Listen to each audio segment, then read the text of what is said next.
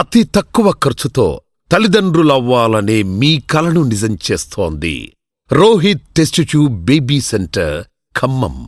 Hi hello namaste, welcome to hi TV digital media network. నేను మీ anchor Ajay. ఈరోజు మనతో పాటు ప్రముఖ యూట్యూబర్ అన్ఫిల్టర్డ్ హరి ఉన్నారు. ఆయనతో మాట్లాడి మరిన్ని విషయాలు మాట్లాడుకుందాం. హాయ్ హరి, ఎలా ఉన్నావు? హాయ్, బాగున్నాను. బాగున్నాను. హరి, నువ్వు పబ్లిక్ తరపున వాయిస్ రేస్ చేసే ఒక ఎజెండా అనేది నువ్వు తీసుకొని దానికి ముందుకు వెళ్తూ ఉండడం జరుగుతుంది. దానికి సంబంధించిన వీడియోలు కూడా నీ ఇన్స్టాగ్రామ్ ప్రొఫైల్లో ఉంటూ ఉన్నాయి. మరి ప్రస్తుత తెలంగాణ రాష్ట్ర ప్రభుత్వం, కాంగ్రెస్ గవర్నమెంట్ ఏ విధంగా పనిచేస్తుంది అని మీ ఒపీనియన్లో ఏం చెప్తారు? ఫస్ట్ ఆఫ్ ఆల్, వీళ్ళు ఏదైతే 6 గ్యారెంటీస్ ఇంట్రడ్యూస్ చేసినారో ఫస్ట్ అదే వీళ్ళ బిగ్ ఫెయిల్యూర్ నాకు అనిపిస్తుంది. ఫెయిల్యూరా? Biggest failure. ఓకే. బికాజ్ నువ్వు ఆర్టీసీ ఫ్రీ బస్ పెట్టినావు కదా, అది దేనికోసం? అది ఉట్టిగా ఆడవాళ్ళు తిరగడానికి, వాళ్ళకి సపోర్ట్ చేయడానికి నువ్వు అనుకుంటున్నావు. ఈరోజు బయట పోయి చూస్తే 50 సీట్స్ ఉంటే 40 సీట్స్లో వాళ్ళే కూర్చుంటారు. ఇంకొకటి వీళ్ళ స్టేట్మెంట్ ఏముంటుందంటే ఇదే ఆర్టీసీ గురించి, మేము డబ్బులు పే చేస్తాము ఆర్టీసీ వాళ్ళకి, వాళ్ళు ఏం లాస్ కాదంటారు. మరి గవర్నమెంట్కి డబ్బులు అడిగించి వస్తాయి, ఎవరు పే చేస్తారు? Tax payers.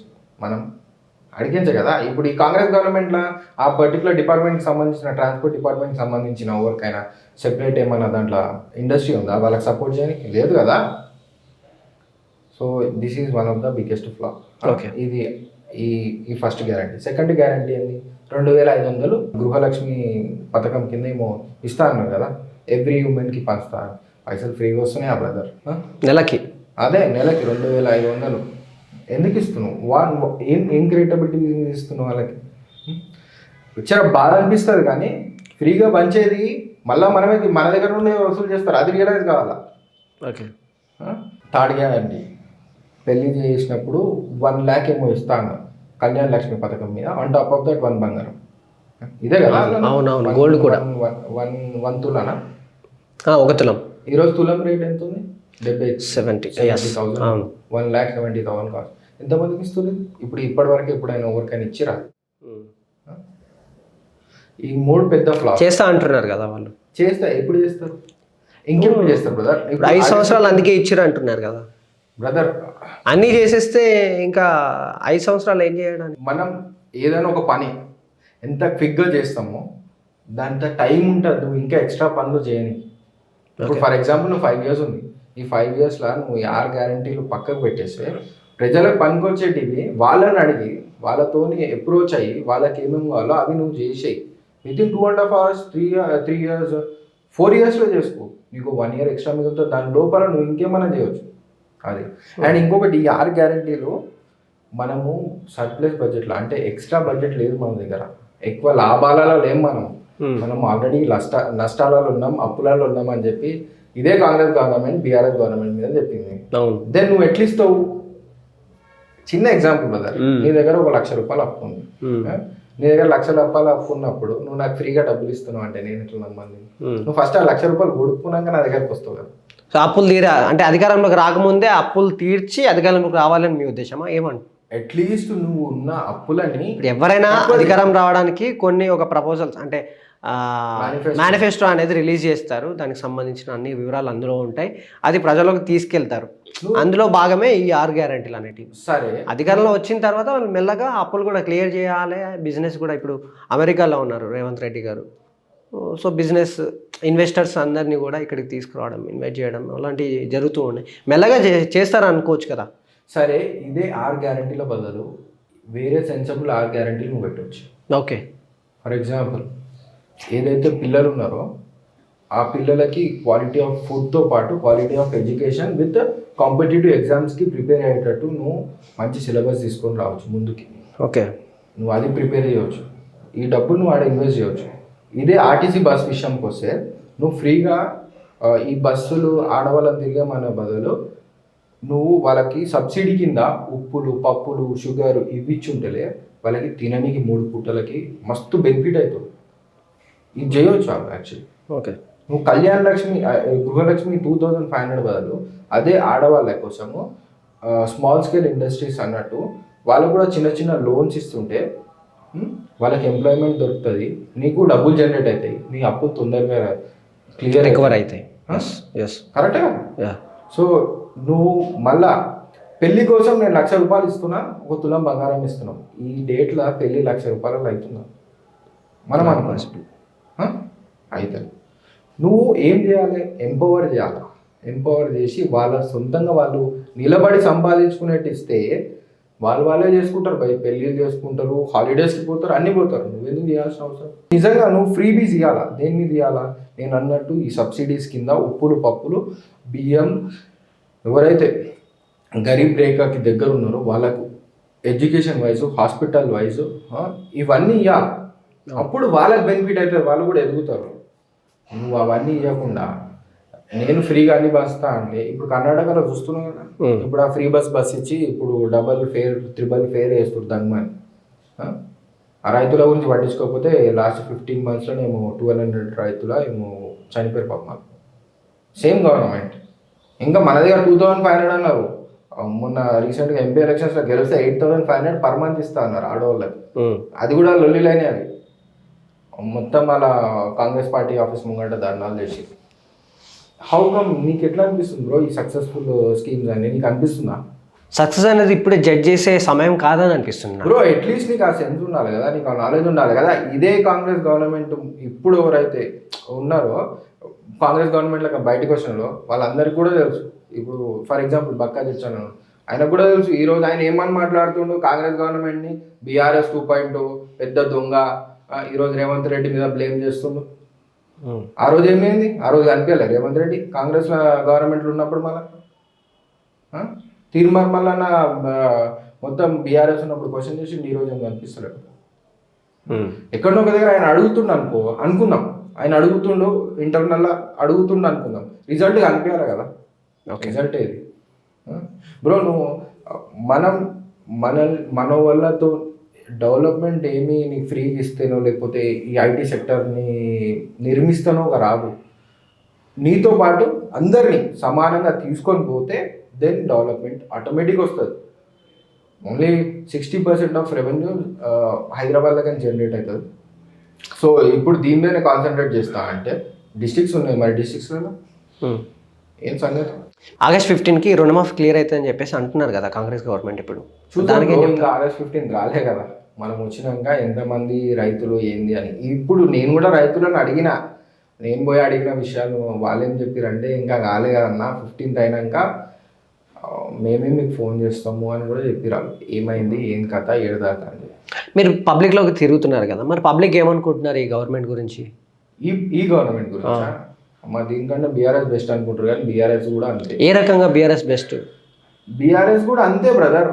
బెస్ట్ అంటున్నారు కదా మీరు. వాళ్ళు అనుకుంటారు, వాళ్ళకి తెలియదు కదా. సో వాళ్ళ ఒపీనియన్ నేను అడిగేది మిమ్మల్ని, వాళ్ళు ఏ రకంగా బెస్ట్ అనుకుంటున్నారు? వాళ్ళు ఏమనుకుంటారు అంటే మాకు ఇంతకుముందు రైతు బండి వస్తుండే విత్ ఇన్ ద టైం, ఇప్పుడు వస్తలేదు.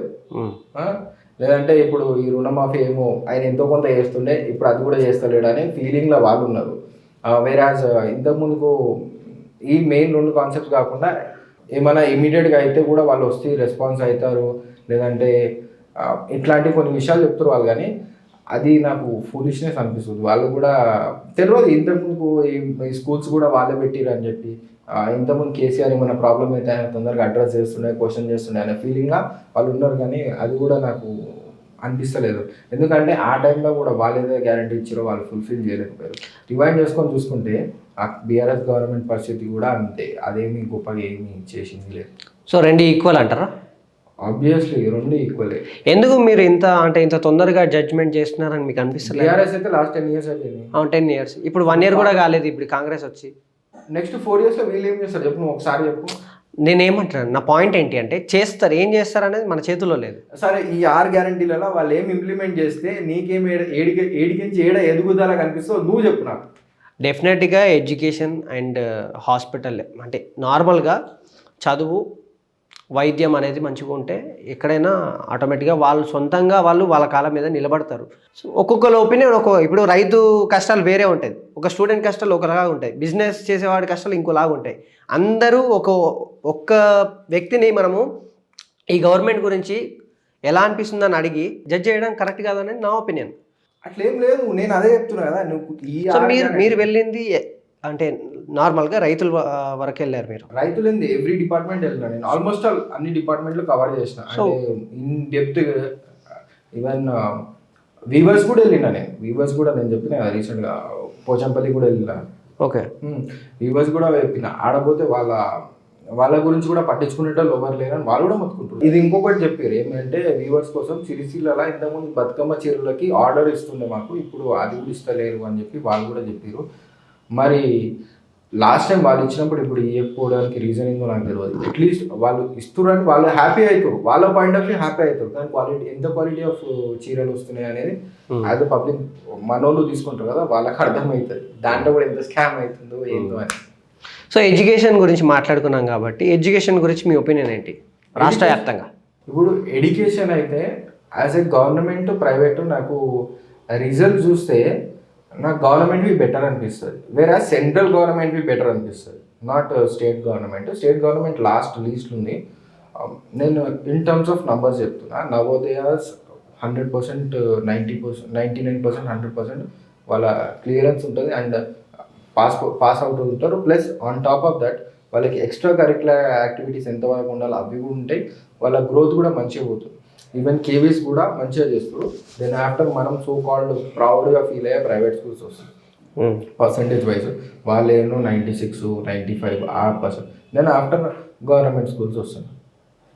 సో నాకు అడిగితే సెంట్రల్ గవర్నమెంట్ స్కూల్స్ కానీ అక్కడ సంబంధించిన టిల్ 12th వరకు మంచిగా చేస్తుంది. ఈ రెండు అయితే నాకు అంటే జీరో అన్నాను కానీ దే ఆర్ నాట్. నువ్వు బెటర్ చేయవచ్చు, చాలా బెటర్ చేయవచ్చు. ఎందుకంటే నేను చెప్పినట్టు ఈ గవర్నమెంట్ స్కూల్స్ని you can make it as a good hub. ఆడ చాలామంది బ్రిలియంట్ స్టూడెంట్స్ బయటకు వెళ్తారు. అబ్బా నిజంగా గవర్నమెంట్ కాన్సన్ట్రేట్ చేస్తే ప్రైవేట్ స్కూల్స్ అవసరం లేదు.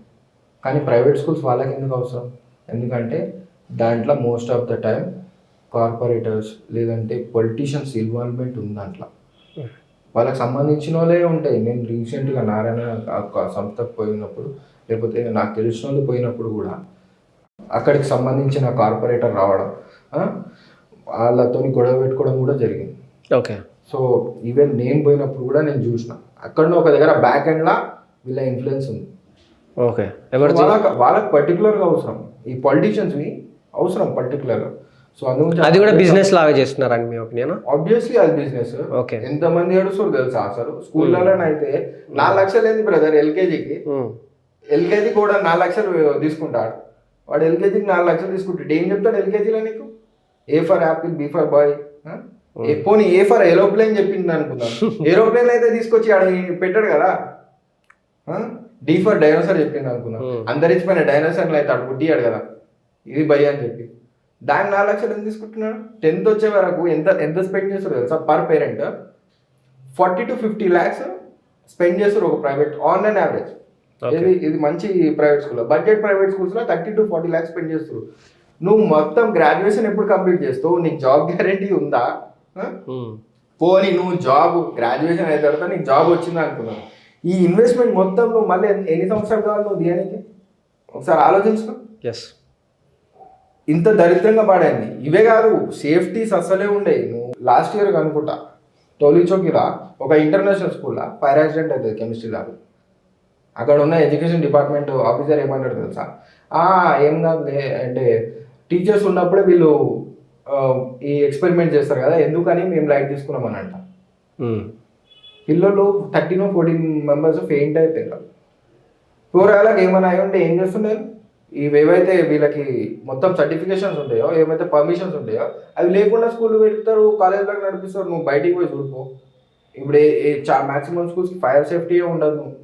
నీకు బయట కనిపించడానికి నాయిస్ పర్మిషన్ ఉంటుంది వీళ్ళకి, అది కూడా ఉండదు వీళ్ళకి. అరే రీసెంట్గా ఒక అతను పడ్డంచేరులో నుంచి మేము మాట్లాడేటప్పుడు ఆయన ఫోన్ చేసిండు. ఆయన స్కూల్ చెప్పిండబ్బా, వాళ్ళకి బ్రాంచెస్ కూడా ఉన్నాయంట, వాళ్ళు కూడా వితౌట్ పర్మిషన్ నడిపిస్తారు. చైతన్య కాలేజ్ ఎఫిలియేషన్ ఫ్రాంచైజీస్ ఇస్తారు కదా, దాంట్లో కూడా సరిపోతుంది. చాలా ఉన్నాయి ఇట్లా. నువ్వు ఎందుకో నేను చెప్తున్నా, ఓక్ రిడ్జ్ ఇంటర్నేషనల్ స్కూల్కే కోర్టే చెప్పింది ఇంటర్నేషనల్ బోర్డు పెట్టుకొని ఇంటర్నేషనల్ చదువు చెప్తున్నా అంటున్నారు. కానీ ఇక్కడ సీన్ ఏమిందంటే CBSE చెప్తున్నారు. నువ్వు అంత పెద్ద సంస్థకే నీకు ఆడ ఒక బోర్డు పెట్టి ఒక సిలబస్ చెప్తున్నావు. కోర్టే చెప్పింది, అరే బోర్డు తీసి పడేవారు మీరు ఎందుకు పెట్టుకుంటారు బోర్డు అని 2019లో అయింది. ఓకే. ఇదే ప్రైవేట్ స్కూల్స్లలో 3,000-5,000 కట్టలేక సూసైడ్లు చేసుకున్న వాళ్ళు ఉన్నారు. ఇంత దారుణమైన స్థితిలో ఉన్నప్పుడు ఎడ్యుకేషన్ ఏడా బెటర్ ఉంది? నువ్వు గవర్నమెంట్ స్కూల్స్ని బెటర్ చేయవచ్చు, కానీ నువ్వు చేస్తలేవు. నువ్వు ఎందుకు చేస్తలేవు? ఏం చేస్తే బాగుంటుంది అంటారు మీరు? యూ కెన్ బిల్డ్ మంచి ఇన్ఫ్రాస్ట్రక్చర్ ఇవ్వచ్చు, యూ కెన్ మంచి కంప్యూటర్స్ ల్యాబ్స్ ప్రొవైడ్ చేయవచ్చు. వాళ్ళు హై స్కూల్ రాగానే వాళ్ళకి నువ్వు ప్రాక్టికల్స్ ప్రాపర్గా చేపిస్తే జమ్ ఆఫ్ ఏ స్టూడెంట్స్ తయారవుతారు. 100% చెప్తున్నాను. బుక్స్ అయితే వాళ్ళకి వస్తాయి, అకాడమిక్స్ ప్రాపర్గా ట్రైన్ చేయాలి, మంచి చదువు చెప్పాలి, విత్ ఇన్ ద టైం మంచిగా చెప్తే చాలు. అండ్ ఇంకొక on top of that 11th 12th రాగానే వాళ్ళకి కూడా ఎంసెట్, నీట్, ఐఐటి ఇట్లాంటివి ప్రొవైడ్ చేయాలి. సో ఆడి నుంచి నీకు ప్రొడ్యూస్ అవుతారు. ఇప్పుడు ఇదే కాంగ్రెస్ గవర్నమెంట్ నీకు ముచ్చట చెప్తా, ఐఐటి అనగానే ఫస్ట్ గుర్తుకొస్తా, అరే మా రాజీవ్ గాంధీ సార్ ఐఐటీస్ మస్తు కాన్సన్ట్రేట్ చేసి అవన్నీ ఆయన వల్లనే వచ్చినాను, ఎంత ప్రౌడ్గా చెప్పుకుంటున్నాను. అదే గవర్నమెంట్ స్కూల్స్లో ఈరోజు నీకు ఎంసెట్ కోచింగే లేదు, ఒక్క ఐఐటి దాకా పోతున్నాం. మళ్ళీ నువ్వు ఎడికెళ్ళి ప్రొడ్యూస్ చేస్తావు ప్రైవేట్ సంస్థలకి.